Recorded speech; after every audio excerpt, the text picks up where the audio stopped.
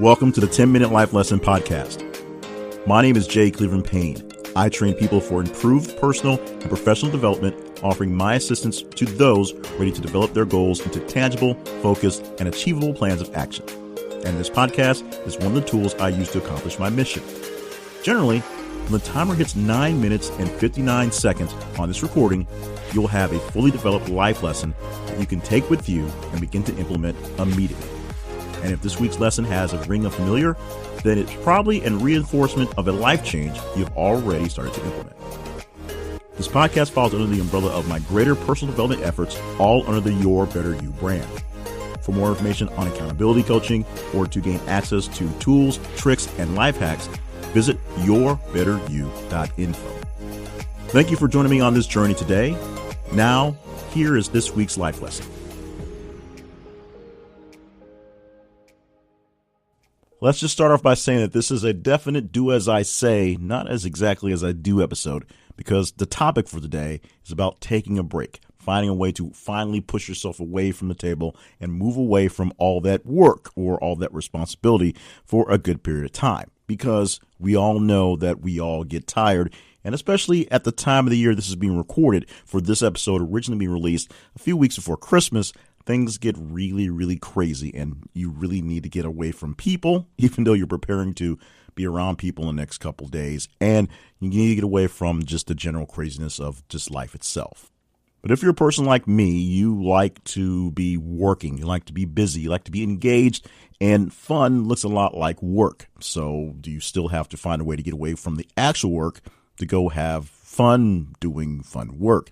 It's the same concept. You have to get away from the grind that is the normal to get some relaxation, even if it doesn't really look that way, to get some time away to shut your brain off from the normal, to do something that's a little different, just a little out of the ordinary, to give your brain a rest and hopefully give your body a rest. Sometimes it really is stopping, and sometimes it really is just stopping what you're doing to do something else just as crazy and strenuous, just not the crazy strenuous thing you're always doing.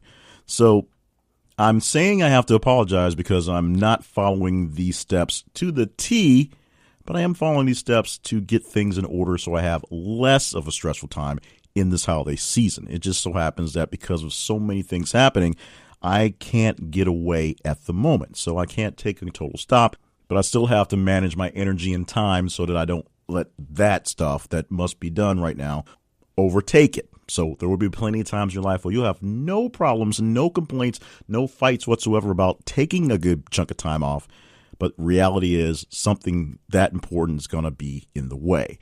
You think of life events like preparing for a birth of a child. It's a really big thing where you're taking time off. You're planning for time away from the normal routine to get into a really stressful, strenuous routine of getting this new life in order.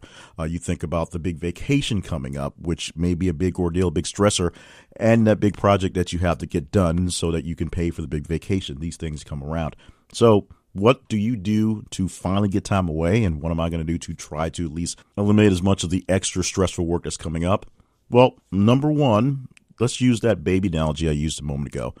When you know that you are pregnant, or you collectively, I wasn't pregnant, but my wife was, you have a timeline. They can tell about when you conceived, and they have a good idea when the baby is ready to go. Now, babies being babies can come whenever they feel like it, but you have a general idea how things are progressing and how things are happening, where things should be planned out. In our case, it was a definite planned C-section, and everything was fine. She didn't try to come early, that being my daughter, JJ. So everything worked out the way it should have. In fact, my wife was a bit antsy coming up to the day because she was about ready to pop at that point. But we planned out a long time ahead what was going to happen. We stressed exactly when things were going to need to be done, things being in place, up until including me last minute putting together the nursery for the baby and having things ready to go so that when the time came, we'd had no worries. Now, it was a bit stressful getting things in there, but we made it work. So number one is you need to know a deadline to when you have to stop, when you have to drop your pencil down and pick your hands up and let your test be done. You know exactly what amount of time you have to work with so you can gauge how much time you can get things done. For my right now work, I know what I want to do. I want to take some chill times down between the 24th and the 27th. It's not going to be completely getting away from work because there's some things that must be done, but I want to make sure that as much time as possible is not spent working on my business and doing stuff for the radio, even though I love the radio stuff. That's why I work so much. So I know my definite kill time for when I need things done. So I know how much time I have to work things ahead of time. And trust me, if you see my desk right now, you'll see all the projects lined up and how much time need to be taken care of and all the people that are being bugged constantly to make sure we're good and on time. Once you know how much time you have to have a plan of action. You've got to see what needs to be done. And as I just said, in my case, plan it out so you can keep an eye on how things are going. You have to be as serious as you are with your work planning as you are with your time off planning. You have to make this an event that's worth the effort. You put it on your calendar, you put scheduling down, you talk to the people involved, make sure they know things are going right or going wrong. We're doing some communication, myself and my wife, at the time we need to take off. We have to deal with a child who's going to be out of school for 2 weeks. We have to deal with gathering for the family for Christmas. We have to deal with a lot of logistics that make taking vacation planning seem like another day of the office. So we take it as serious as a day of the office. We think of it as something that we're being paid for, or at least we'll be paid in the actual ability to relax a little bit for the Christmas holiday. So we have a timeline of things that we need to get done when we have a finish time. We have a game plan, and we are constantly going back and forth to make sure that everything is on the up and up and going as according to plan. The last really key part of this is you will start to see your time, you start to see the time that you'll make when you're doing your work here. As you're working ahead towards your vacation time, time off, your chill time, whatever to call it, you'll start to see where the areas of upfront sacrifice and hard work are going to give you more free time. You have to guard that open time, and you cannot allow yourself to take on other projects. Your main focus in trying to plan for time off or chill time is to get done whatever work needs to be done and get done whatever pre-work needs to be done to allow you to take the time off. This is not the time to try to sneak in a small project that will be great to not have to do when you get back if you've not done everything to do before you get out of there. It's going to be real tempting to see a little bit extra time to jump on something early, but you're going away for a while. You're looking for time away, so you don't want to have to worry about that thing due after you come back until you get back and get reacclimated and get back on track. You want to make sure that everything that needs to be done for right now is done. You want to make sure that everything that will need to be done after you get back is prepared for you to take it back on and get acclimated as quickly as you can and move back into that situation. You don't want to have projects started before you leave that you have to worry about. And of course, stop your vacation to go back to work on. This is something that I have a problem with because I'm always working new things and having new ideas pop up and trying to shoot them off into grand design things. And honestly, they're not always grand design things. They're mostly shiny objects that I think are grand design things that may be a part of some other grand design that get confused. And I use that as, be honest, excuses to go back to work. As I say, I'm a person who likes to be busy, so working on things is great. Working on too many things gets a bit frustrating because you never know where the ending of one is and the beginning of the other is. So that's why I am doing my best to clear my calendar so I have a few days of chill time.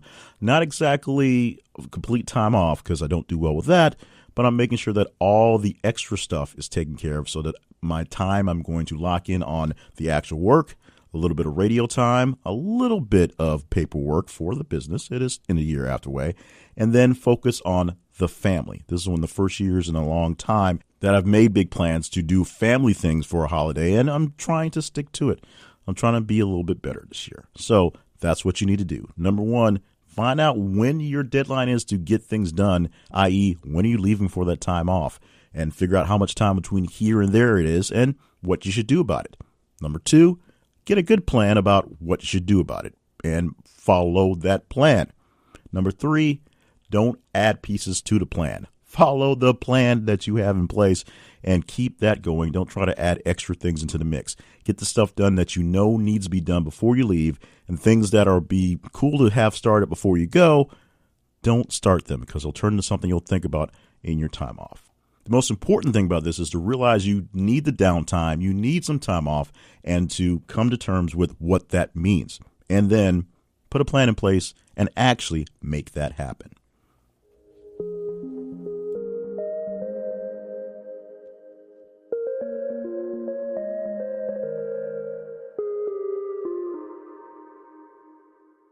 Thank you for listening to this week's podcast. As I said, I am planning for the holidays. This is coming down in 2018, a few weeks before Christmas, but I'm not planning the traditional time off because I don't do well with that. Plus, there's a lot of things going on, a lot of things blowing up literally and figuratively that need to be taken care of as we turn into the new year. Big plans for this podcast and things that You're Better You and all things going on for my company. So you'll see more about that coming up in a few weeks and probably hear bits of it here in the after parts of this podcast. In the meantime, support this podcast. This podcast is doing so many great things for people, and it's keeping me alive. It's giving me life by talking to you people about the topics we're having here. And you guys, of course, suggesting topics coming in. A lot of talk in this time of year about taking time off, which is why this became the topic. If you have a suggestion, you can easily send it to me at yourbetteryouinfo@gmail.com. The website for this podcast and its sister podcast is yourbetteryou.info. The sister podcast, of course, Steps Your Better You. This is a 10-minute life lesson, and you can find out all great things at the website, including how we can get together, you and I, and maybe some other folks, for coaching, accountability coaching, one-on-one full-time coaching, or maybe a group coaching session, a group mastermind set for you. More about me, it's very simple. Check out my main website, jclevelandpayne.net. Construction always there, so we'll be cleaning it up very soon. And email me directly at jclevelandpayne@gmail.com. Yes, I use Gmail. We all do that. The biggest thing you need to do is keep on listening to the podcast. If anything, you don't have to worry about giving me a dime. Just keep on listening to the podcast and sending me emails, sending me notes, sending me IMs about how we're doing with this thing. Of course, subscribe to it so you don't miss an episode. That's the best way to do it. Anywhere your pods can be found, you can find 10-Minute Life Lesson and keep up what's going on. Have a great, safe, merry, whatever it is you want to celebrate, or just if this is in the future or not quite time shifted to the right time, whatever time off you're taking, because time off is important. As I said, I just went through a very, very, very rough transition to some new operating systems and some new procedures for the day job in radio. That's been a long, tiring couple of weeks. And so for the Christmas holiday, I am planning to have some downtime, do a little bit of radio stuff, a little bit of paperwork for the business, and spend the rest of the time just lounging around and hanging out with the little girl. That's the plan. The big girl as well, but it's basically chasing the little one around so she can enjoy her Christmas. So in order to do that, that means a little extra work. It's amazing how much work it takes to get into a vacation, but when you take more vacations, you'll see that it's definitely worth it. And it's definitely worth being a part of your lives. So thank you so much for allowing me a little time into your ear holes. We'll talk to you again next week. There will be another podcast next week. We'll probably do it day of, but it's based on along the time. So thank you so much for being with us. We'll talk to you next week from the 10-Minute Life Lesson Podcast from yourbetteryou.info.